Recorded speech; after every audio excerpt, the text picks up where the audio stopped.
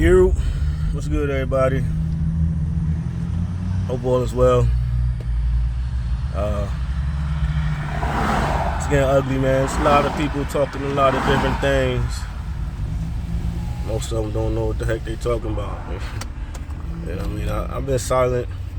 Haven't really been saying too much. I ain't nobody important, but I know a couple things. It's getting ugly. And it's getting ugly fast. If you know the Bible, if you know your prophecies, if you know the book of Revelation, Daniel, Joel, you know what I mean? All them scriptures that talk about what we going into right now, y'all know what it is. If you don't know, then you should get prepared, get yourself educated, man. Get right. Get right. The Bible said that when Israel is surrounded by his enemies, look up, because your redemption draws near. You know what I mean? I just heard earlier this morning, that the Taliban is asking permission from Jordan, Iran, and Iraq to move their troops through those particular countries in order to help Hamas invade Israel. The Bible tells us to pray for the peace of Jerusalem, pray for the peace of Israel as a people and as a nation, so that it'll be well with us. So that's the first thing. We need to pray for Israel as a nation. The second thing is we need to pray for America as a country, pray for America as a nation, because it's a lot of backdoor deals, it's a lot of underhanded situations that are going on. I mean, and they've been going on, but with social media, cameras, and all the rest of that stuff, man, it's just more exposed now than it used to be. It ain't the same level of indiscretion that it used to be. So America is, number one, they under attack from within. We are under attack from within, and we are also under attack from the outside sources. Once again, Iran, Russia, China, like these countries don't like us. They don't like what we stand for. They don't like our principles. They don't like our freedom. They don't like our liberty. You know what I mean? And it's sad, but it is what it is. That's just the situation. That's just the situation. We need to pray for our political leaders. But what we also need to do is go outside.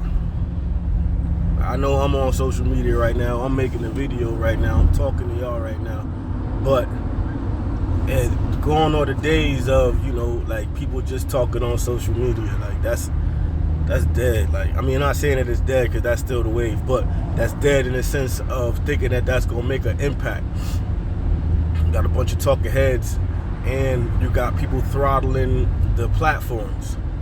So you got the chokehold on where people don't see your videos, people don't see your posts, and it doesn't resonate, it doesn't get the exposure that it used to get. And so those tools are no longer as effective as they used to be. What I propose is that we take it outside, baby. We go back outside where it started. We need to meet up. We need to show force. We need to let these folks know that we ain't playing. You know what I mean? Show up on the Capitol steps. Show up on the steps of where they be having those county commissioner meetings, where they be having them board meetings. Show up, man. Show your face. Show your face, man. It starts local. It starts local. Your mayor has more effect over you by what he or she passes than the president does. In order for what the president passes to affect you, it has to be accepted by the state, the county, and the city. The only reason why the federal government has so much influence and quote-unquote power over the states and over the counties is because of the amount of money that they throwing at it. Department of Education, if you don't comply with their standards, they pull funding from your schools. Department of Social Services. If you don't comply with their standards, they pull money from your funding, from your programs. We've been seeing it happen for decades. They pulling money from funding. They pulling money from programs. They pulling money from positive programs, music, trades, whatever, and what they doing with it? Who knows? They also getting ready to cut your Social Security. To all my elderly, to all my older folks that's banking on that Social Security, those that are living off of it right now, and those that are looking to live off of it within the next 5 to 10 years, that's about to be a wrap. Been talking about it for years, like, you know what I mean? Social Security ain't gonna be what it was. Social Security this, Social Security that. But if you support abortion, you can't be mad at Social Security getting cut. It's a direct correlation. It's a direct consequence. You kill 30 million babies that at this time would be, you know, producing members of society. And that kills your financial platform. It kills your financial status as a country, as a nation. Like, those are supposed to be citizens that's in the country right now, paying into the Social Security so our elderly folks won't have it so hard.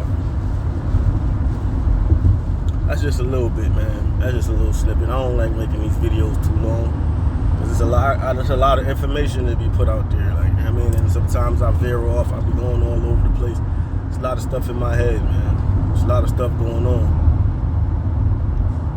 But it's too much divisiveness.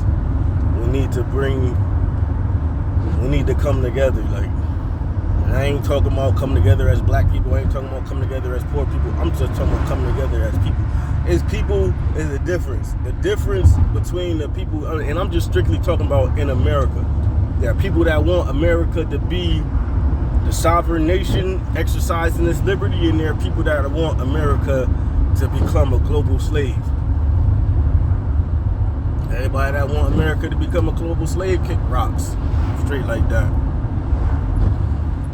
Everybody that want America to stay the sovereign nation that it is, then we need to link. We need to get up. We need to start chopping it up. We need to start putting plans in place, man, because they already planning. They already.